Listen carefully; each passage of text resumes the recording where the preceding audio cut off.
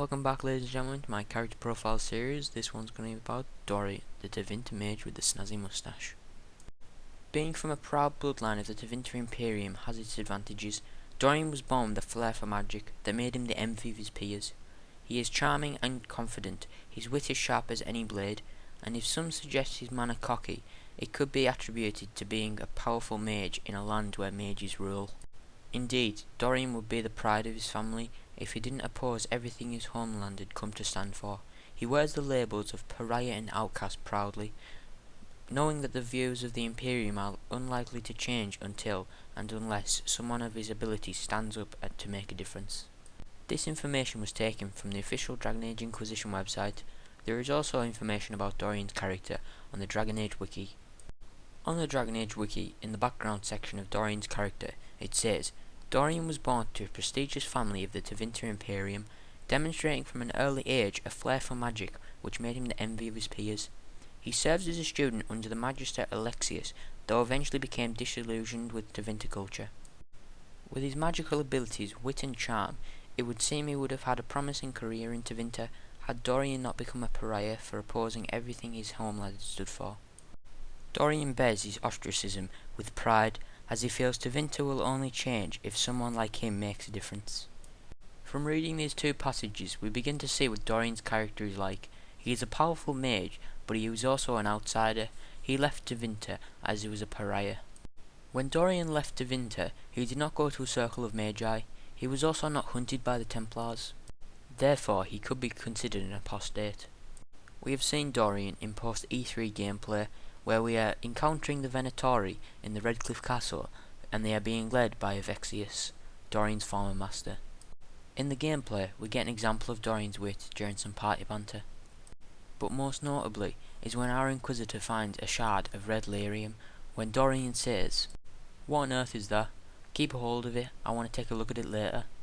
This means Dorian is fascinated by red lyrium, and he may want us to gather more in the game so he can study it and find out what it does.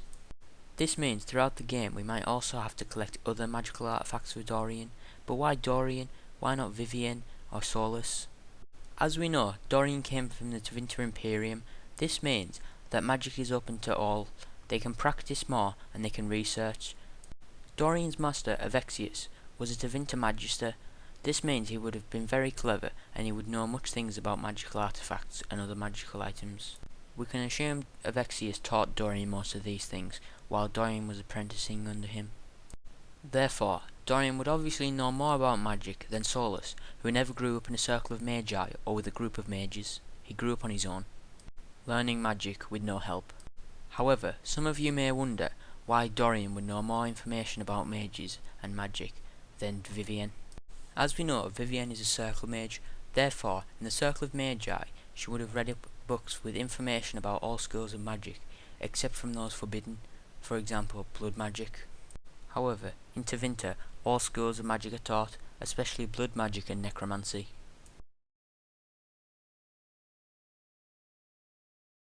In an interview with David Gator, the writer of Dorian, he answered many questions about Dorian's character. In the interview, the interviewer asked, Dorian's sarcasm must create some rather interesting party banter with other members of the Inquisition. Any personal favourite combination standing out for you so far? David Gator responded by saying, I think I enjoyed his relationship with Vivienne the most. They're complete opposite and will tear into each other viciously, or at least that's what it looks like to outsiders. He then went on to say, they find it really good fun, and they'll go from arguing to banding together in order to criticise someone else in a cold second, and he really loved that about their interactions. The interviewer then asked, having a Kunari around has also yielded some strange interactions. David Gator responded by saying, Dorian's relationship with the Iron Bull is interesting. The Kunari have been at war with the Tevinter Imperium for centuries, after all, and the fact that neither Dorian nor the Iron Bull are typical of their people makes more of an intriguing arc. Dorian is also a male-only romance option. He is the first fully gay male in any Dragon Age game. In promotional pictures for Dragon Age Inquisition, Dorian was described as the Redeemer. Let's talk about how Dorian will play gameplay-wise. Obviously he is a mage, but what specialisation will he have? I think he will have the necromancy specialisation, as necromancy is legal in Tevinter. Another reason I believe he could be a necromancer is Vivian cannot be one, as it is illegal in the Circle of Magi. However, Dorian could also be a rift mage, as we have seen in gameplay that Avexius uses rift magic. Therefore, as Dorian was his student, he could have taught rift magic to Dorian. This is the end of the video. As always guys, comment, rate, subscribe. Thanks for watching, see ya.